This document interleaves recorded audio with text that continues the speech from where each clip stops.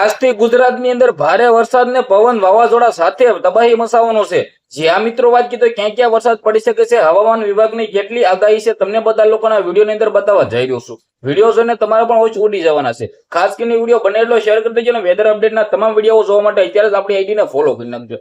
જ્યાં મિત્રો વાત કીધો તમે બધા લોકો જાણતા હશો કે જે રીતે હાલ ગુજરાતની અંદર વેધર અપડેટ અથવા જે હવામાન વિભાગની આગાહી આપવામાં આવી છે, આગાહીની અંદર આપણે વાત કરીએ તો 30, 1, 2, 3 આ બધી આગાહી છે. પરંતુ આ આગાહીની અંદર હાલ 1 તારીખ ને 2 એપ્રિલ 1 એપ્રિલ 2 એપ્રિલ ગુજરાતની અંદર ક્યાં વરસાદ પડી શકે છે એ તમને હું કહું તો જ્યાં મિત્રો વાત કીધો આપણે કચ્છ બાજુથી લઈને ભાવનગર એ જે પણ લાઈન દરિયાવાળી છે ત્યાં તમામ વિસ્તારોની અંદર ખાલી વાતાવરણનો પલટો રહેવાનો છે. વરસાદ ભારે પડવાનો નથી, કોઈ પણ પ્રકારનું વાવાઝોડું આવવાનું નથી. પરંતુ સોશિયલ મીડિયાની અંદર ઘણા બધા લોકો એવું કહી ગયા છે કે વરસાદ પડશે, તે કરશે, ફલાણું પડશે.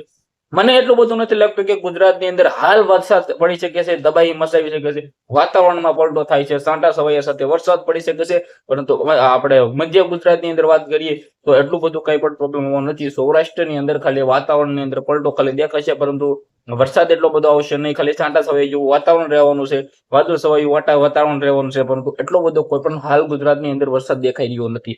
1 એપ્રિલ 2 એપ્રિલ થોડું ઘણું રહેશે, પરંતુ આવનારા ટાઈમની અંદર ફૂલ એટલે ફૂલ ચોખ્ખું થઈ જવાનું છે. કોઈ પણ વાતાવરણ બગડવાનું નથી. પછી આવનારા ટાઈમની અંદર નેક્સ્ટ આગાહી જોશું કે ક્યારે આવે છે, ક્યારે નહીં. આ વિડીયો માટે તમારે શું કેવું છે કમેન્ટની અંદર અવશ્ય જણાવી દેજો. વિડીયો બને એટલો શેર કરી દેજો. વેધર અપડેટ તમામ જાણકારી જોવા માટે અત્યારે જ ફોલો કરી નાખો. આપણે એક નવો વિડીયો મળી જશે. બધા લોકોને દિલથી ધન્યવાદ. જય હિન્દ, જય ભારત.